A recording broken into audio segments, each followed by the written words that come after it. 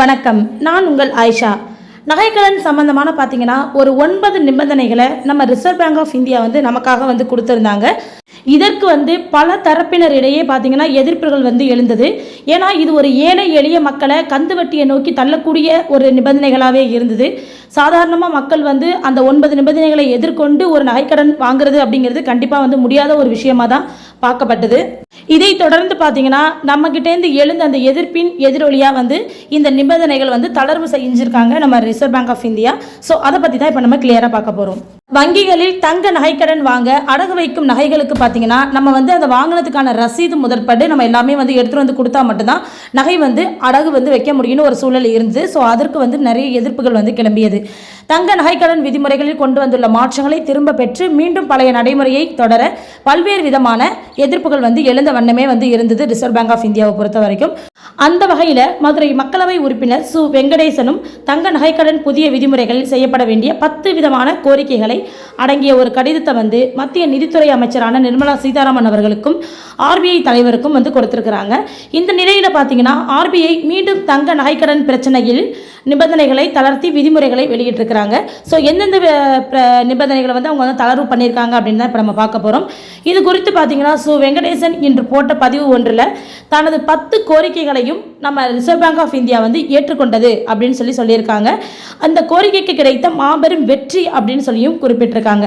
மேலும் பார்த்தீங்கன்னா மற்றொரு பதிவில் இது இந்திய ரிசர்வ் வங்கியின் வரலாற்றிலேயே இதுவரைக்குமே நிகழாத ஒன்று அப்படின்னு சொல்லியிருக்காங்க.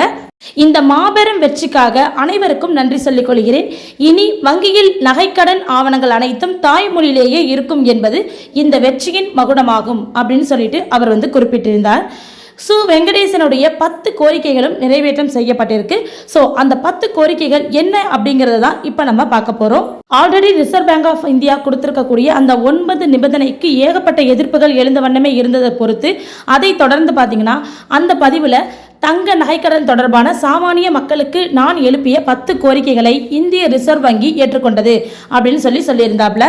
அது மட்டும் இல்லாமல் அந்த 10 கோரிக்கைகளை ஏற்றுக்கொண்டு புதிய விதிமுறைகளை அவங்க வெளியிட்டிருக்கிறாங்க Reserve bank of India. So அந்த 10 விதமான மாற்றங்களை அப்படி என்னங்கிறது தான் இப்போ நம்ம பார்க்க போகிறோம். அது மட்டும் இல்லாமல் இந்த 10 கோரிக்கைகளும் உடனுக்குடனே அமலுக்கு வரும் அப்படின்னு சொல்லியிருக்காங்க. அதிகபட்சமாக 2026ஆம் ஆண்டு ஏப்ரல் 1ஆம் தேதிக்கு முன்பு இந்த விதிமுறைகள் நடைமுறைக்கு வர வேண்டும் அப்படின்னு சொல்லிட்டு இந்திய ரிசர்வ் வங்கியை வலியுறுத்தி சொல்லியிருக்கிறாங்க. ரிசர்வ் பேங்கோடைய 9 விதிமுறைகளை தளர்வு பண்ணி நம்ம அனுப்பியிருக்கக்கூடிய இந்த 10 கோரிக்கைகளும் ஏற்றுக்கொள்ளப்பட்டால் கண்டிப்பாக சாமானிய மக்களும் இதன் மூலமாக பயன்பெறலாம் அப்படிங்கிறது தான் இதில் தெரிய வண்ணம் இருக்கிறது. அந்த 10 கோரிக்கைகளில் ஒன்று பார்த்தீங்கன்னா 2 லட்சம் ரூபாய் வரை கடன் பெறுபவர்களுக்கு கடனாளியின் திருப்பி செலுத்தும் திறன் பற்றிய நிபந்தனை கைவிடப்பட்டது அப்படின்னு சொல்லியிருக்காங்க. First one. செகண்ட் பார்த்தீங்கன்னா 2024ஆம் ஆண்டு செப்டம்பர் 30ஆம் தேதி ரிசர்வ் வங்கியின் வழிகாட்டுதலின்படி மறுக்கப்பட்ட கடனை புதுப்பித்தல், அதாவது ரினிவல் பண்றாங்கல்ல அது, மற்றும் கூடுதல் கடன் டாப் அப் பண்றாங்கல்ல அது தற்போது வழங்கப்படும் அப்படின்னு சொல்லியிருக்காங்க. 2வது கோரிக்கையா. நெக்ஸ்ட் பார்த்தீங்கன்னா அதற்கான புதிதாக கடன் விண்ணப்பம் பரிசீலிக்கப்பட வேண்டிய அவசியம் இல்லை.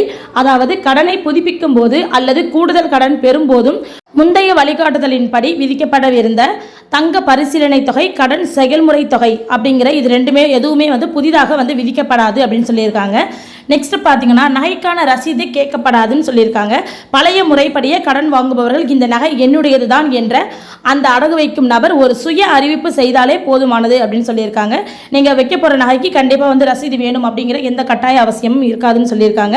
நெக்ஸ்ட் பார்த்தீங்கன்னா இப்போ ஒரு 2 லட்ச ரூபாய்க்கு நீங்கள் கடன் உதவி வாங்குறீங்க, நகை அடமானம் வைக்கிறீங்கன்னா அதில் 85% வரைக்கும் உங்களுக்கு தொகை கடன் உதவி கிடைக்கும். அதுவே 2 லட்ச ரூபாய்க்கு மேலே நீங்கள் 5 லட்ச ரூபா வரைக்கும் நீங்கள் ஒரு கடன் பெறுறவங்க நபராக இருக்கீங்க அப்படின்னா அந்த நகை மதிப்பிலிருந்து 80% உங்களுக்கு கிடைக்கும். இதுவே 5 லட்சத்துக்கு மேலே நீங்கள் கடன் பெறுபவராக இருக்கீங்க அப்படின்னா உங்களுக்கு நகை மதிப்பிலிருந்து 75% தான் உங்களுக்கு கடன் உதவி கிடைக்கும்னு சொல்லியிருக்காங்க.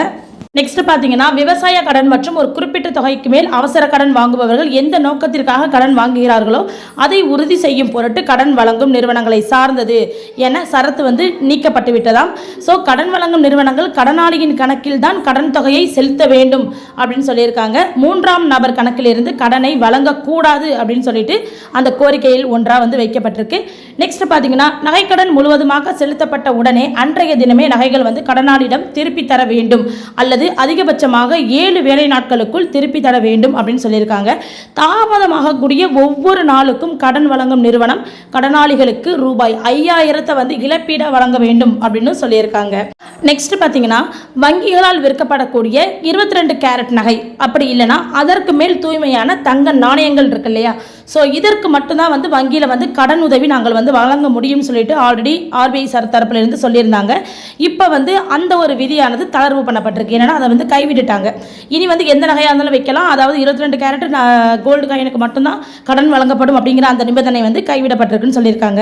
கடன் வாங்குபவர்களுடைய நலனை வந்து பாதிக்கும், அதாவது குறிப்பாக கடனுக்கான நிபந்தனைகள் மற்றும் முக்கிய கடிதங்கள் அனைத்துமே அந்தந்த மாநில மொழியிலேயே இருக்க வேண்டும் அப்படின்னு சொல்லியிருக்காங்க. அல்லது கடனாளிகள் என்ன மொழி விரும்புகிறாங்களோ அந்த மொழியில தான் அந்த நிபந்தனைகள் வந்து இருக்கணும் அப்படின்னு சொல்லி வெளியிட்டு இருக்காங்க. ஒரு கோல்டு லோன் வாங்க போறோம்னா நம்ம 10 கையெழுத்து போடுவோம். அந்த 10 கையெழுத்துல அந்த இருக்கக்கூடிய நிபந்தனைகள் என்ன மொழியில இருக்குங்கிறது கூட நமக்கு வந்து தெரியறது இல்லை.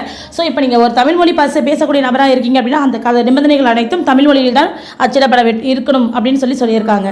மேலும் இது போன்ற தகவல் உங்களை வந்து சேர நம்ம சேனலை சப்ஸ்கிரைப் பண்ணிக்கோங்க. பக்கத்தில் இருக்க பெல் ஐக்கானையும் டச் பண்ணி விட்டுக்கோங்க. Okay, thank you, bye bye.